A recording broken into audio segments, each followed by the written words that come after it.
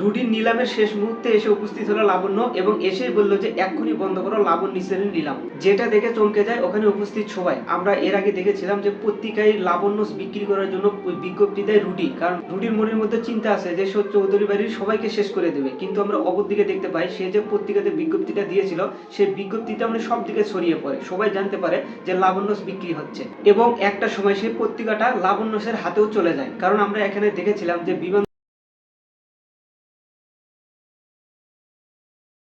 দুর্ঘটনায় কিন্তু লাবণ্য মারা যায়নি, কারণ সবাই জানতো যে লাবণ্য হয়তো অনেক আগে দুর্ঘটনায় মারা গেছে, কিন্তু লাবণ্য কিন্তু সেইখানে ছিল না, সে অর্থাৎ তার মানে সে এখনো বেঁচে আছে। সেই বিমান দুর্ঘটনার অনেকদিন পরও আমরা দেখি এখনো লাবণ্য বেঁচে আছে। বাবার যে সম্পত্তি বা সেই পারিবারিক সম্পত্তি আঁকড়ে ধরেই কিন্তু বেঁচে আছে লাবণ্য। কিন্তু হঠাৎ করে যখনই লাবণ্য সে পত্রিকাটা হাতে নেয়, সে পত্রিকা হাতে পেয়ে দেখতে পারে যে লাবণ্য বিক্রির নোটিশ। লাবণ্য তখন মনে মনে ভাবতে থাকে যে আমার পরিবারে কি কেউ বেঁচে আছে, কারণ এর আগে ভূমিকম্পিত সবাই মারা যাওয়ার কথা, আর যদি সবাই মারাই যায় তাহলে এই লাবণ্য বিক্রি করার নোটিশটা কে দিল, কারণ আমার পরিবারের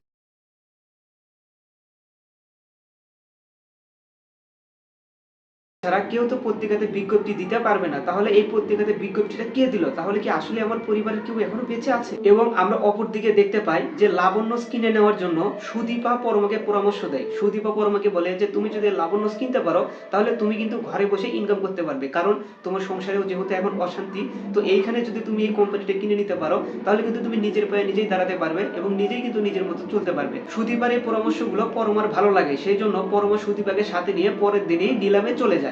নিলামে সুদীপা এবং পরমাকে দেখে রুডি মনে মনে ভাবতে থাকে যে এইখানেও সুদীপা পরমাকে নিয়ে এসেছে, তাহলে তারা কি আসলেই যমজ বোন নাকি তাদের আর কোনো সম্পর্ক আছে, কারণ তারা দুজন যেখানে যায় তারা কিন্তু একসাথেই যায়, আসলে এদের মধ্যে কি সম্পর্ক। এবং তার একটু পরে আমরা দেখতে পাই যে নিলাম শুরু হয়ে যায়। সবাই কিন্তু বেশ ভালো ভালো দাম বলতেছিল, কারণ সেইখানে কিন্তু লাবণ্যের দাম হিউজ পরিমাণে উঠে গিয়েছিল।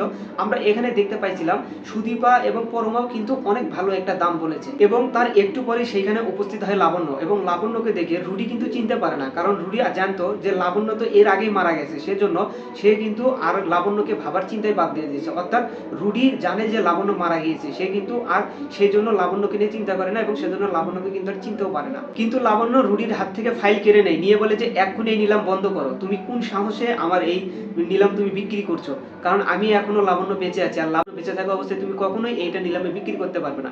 এইটা দেখার পর কিন্তু একদম চমকে ওঠে রুডি। রুডি মনে মনে ভাবতে থাকে তাহলে কি লাবণ্য এখনো বেঁচে আছে। সেখানে তখনই উপস্থিত সুদীপা। সুদীপাকে দেখে চমকে যায় লাবণ্য। লাবণ্য মনে মনে ভাবতে থাকে যে এই মেয়েটা তো একদম আমার দীপার মতো, তাহলে কি এটা দীপা নাকি অন্য কেউ, কারণ একে তো দেখে একদম আমার দীপার মতো মনে হচ্ছে। হ্যাঁ বন্ধুরা, আগামী পর্বে আমরা এমনটাই দেখতে পাবো। যদি এইখানে আমরা এমনটা দেখতে পাই যে লাবণ্য চলে আসে এবং সুদীপাও সেখানে উপস্থিত হয়, লাবণ্যও কিন্তু যদি সুদীপাকে তার দীপা মেয়ে হিসেবে চিনতে পারে, তাহলে আগামী পর্বটা কেমন লাগবে আপনারা অবশ্যই কমেন্টে বলে